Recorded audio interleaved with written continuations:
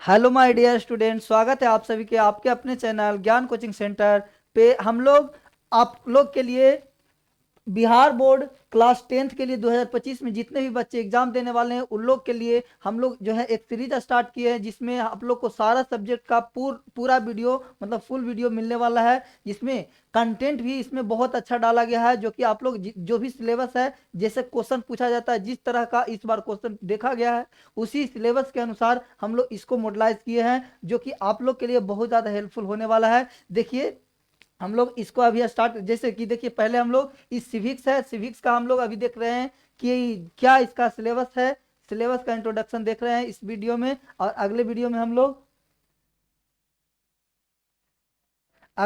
हम लोग जो है इस मतलब कि चैप्टर वाइज देखते चले जाएंगे। ठीक है, आइए हम लोग इसको एक पॉजिटिव लाइन के साथ स्टार्ट करते हैं। कहा जाता है कि अगर अगर आप सही हो तो कुछ सही साबित करने की कोशिश ना करो। अगर आप सही हो तो कुछ सही साबित करने की कोशिश ना करो, बस सही बने रहो, गवाही खुद वक्त देगा। कहा जाता है कि आप अगर सही है ना तो सही बने रहिए। आपको जो वक्त है, आप कितना मेहनत कर रहे हैं वो आपको वक्त गवाही दे देगा कि बच्चा कितना मेहनत किया था और लास्ट में कितना नंबर गेन किया है, वो आपका वक्त बताएगा, जो कि बोर्ड एग्जाम में दिखेगा। आइए हम लोग आप सिलेबस की ओर चलते हैं। देखिए सिलेबस हम लोग का क्या है,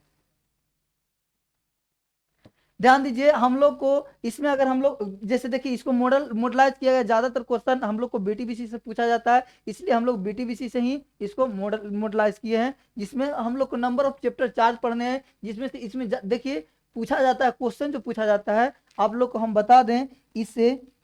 अगर ऑब्जेक्टिव के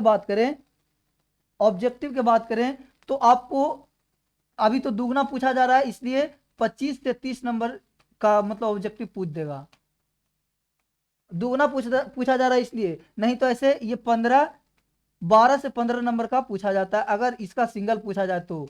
ठीक है, और इसमें सब्जेक्टिव आपको दो क्वेश्चन रहेंगे 2 नंबर का, और एक क्वेश्चन रहेगा 4 नंबर का। मतलब आप कह सकते हैं कि 4 और 4, 4 इधर से 8, 8 और 12, 20 नंबर। ठीक है, 20 नंबर लगभग लगभग इससे पूछा जाता है। ठीक है, आइए हम लोग देखते हैं इसका जो चैप्टर क्या पढ़ना है, हम लोग चैप्टर की ओर चलते हैं। ध्यान दीजिए, कह रहा है फर्स्ट जो चैप्टर पढ़ना है आपको पढ़ना है सत्ता में सॉरी लोकतंत्र में सत्ता की भागीदारी। ध्यान दीजिए, लोकतंत्र में सत्ता की भागीदारी पहला चैप्टर है, जिसमें हम लोग लोकतंत्र के बारे में देखेंगे, आगे हम लोग इसके बारे में चर्चा करेंगे भी। ध्यान दीजिए, दूसरा जो चैप्टर है जिसका नाम है सत्ता में साझेदारी की कार्य प्रणाली। और तीसरा चैप्टर हम लोग के पास है, तीसरा चैप्टर जो है लोकतंत्र की चुनौतियां। लोकतंत्र में क्या क्या चुनौती आता है वो ध्यान दीजिए। इसमें मतलब कि कह सकते हैं कि जो नंबरिंग किया गया वो गलत हो गया है, कोई दिक्कत नहीं इससे। तो हम लोग अनपढ़ इंसान तो है नहीं, हम लोग पढ़े लिखे हैं, आप लोग खुद भी कर सकते हैं। आइए, जो फोर्थ चैप्टर है लोकतंत्र में प्रतिस्पर्धा और प्रतियोगिता। और फिफ्थ चैप्टर है जिसका नाम है लोकतंत्र के परिणाम, मतलब लोकतंत्र का क्या परिणाम होगा। आइए ध्यान से सुनिए, इसमें चैप्टर वाइज क्या पढ़ना है।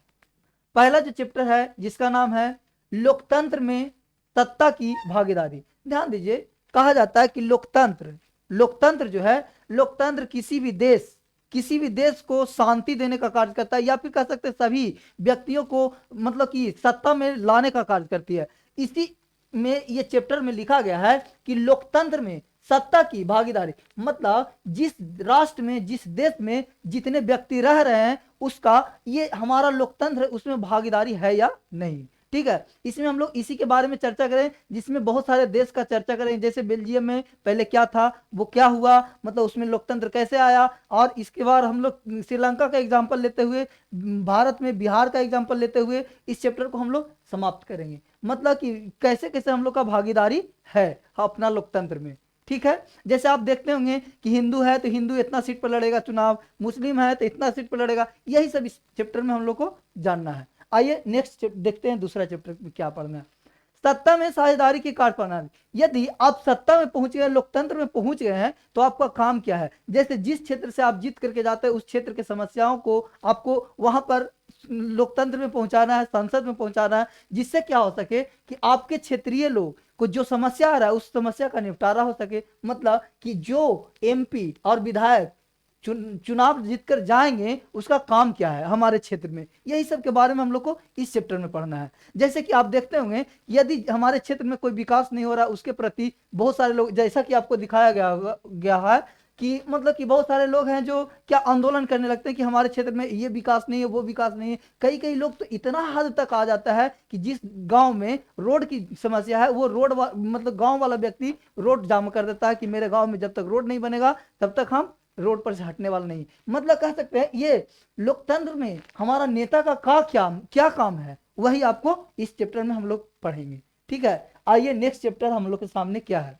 थर्ड चैप्टर है लोकतंत्र की चुनौती। इस चैप्टर से बार बार ये क्वेश्चन पूछा जाता है। लोकतंत्र मैंने स्टार्टिंग में ही बताया था कि लोकतंत्र क्या होता है, किसी भी देश को किसी भी राष्ट्र में शांति लाने का काम करता है। यदि इसको चुनौती कौन दे सकता है, जैसे आप जान सकते होंगे कि कभी कभी क्वेश्चन आप देखे होंगे भी, अगर नहीं देखे हैं तो हम लोग आगे देखेंगे। जैसे क्वेश्चन पूछ दिया जाएगा कि लोकतंत्र को आतंकवाद चुनौती दे रही है, कैसे? मतलब आतंकवाद क्या करता है, मतलब कि जो शांति देश में चल रहा है उस शांति को भंग करने का काम करता है। मतलब कि ऐसे आतंकवाद जैसे जैसे संगठन बहुत सारे ऐसे हो सकते हैं जो लोकतंत्र को चुनौती दे देगा। लोकतंत्र का मतलब ये होता है कि किसी भी राष्ट्र में शांति को लाना, और शांति को अगर भंग करने का काम करता है। जैसे आपको पता होगा कई भी जैसे भारत में ताज होटल है, ताज होटल पर क्या हुआ, उस पर मतलब कि जा करके आतंकवादी अटैक कर दिया मतलब कुछ ही हुआ, वहां पर अशांति फैल गया। मतलब लोकतंत्र कहता है कि हम शांति लाना चाहते हैं और उसको चुनौती दे रहा है कौन,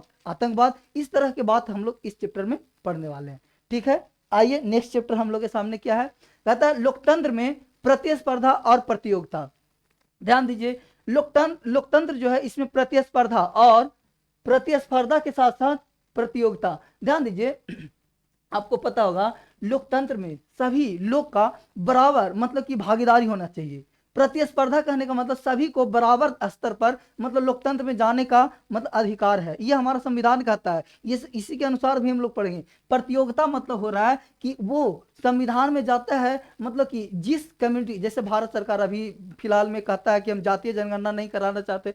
सोच के देखिए, इस बात पर भी हम लोग इस चैप्टर में जब आएंगे तो इस पर हम लोग चर्चा करेंगे। ध्यान दीजिए, इस जातीय जनगणना कराने में प्रॉब्लम नहीं है, क्योंकि सोच के देखिए आप खाली एक मतलब ढक्कन लगाए हुए हैं, हम कहते हैं कि ओबीसी को इतना दे रहे हैं थी, मगर आप इसको मतलब कह सकते कि साफ स्तर पर नहीं दिखाना चाहते कि ओबीसी इतना % है। ध्यान दीजिए, ये सब चीजें हम लोग इसी में पढ़ेंगे कि प्रतिस्पर्धा सभी का होना चाहिए और प्रतियोगिता सभी का होना चाहिए। इसी वजह से कई सारे देश में मतलब कि कह सकते हैं जैसे अभी किसान आंदोलन वगैरह हो रहा है, यही सब के कारण कि हम लोग को मतलब कि जो प्रतिस्पर्धा होना चाहिए, प्रतियोगिता होना चाहिए, नहीं मिल पा रहा है। ठीक है, आइए नेक्स्ट चैप्टर में हम लोग देखते हैं।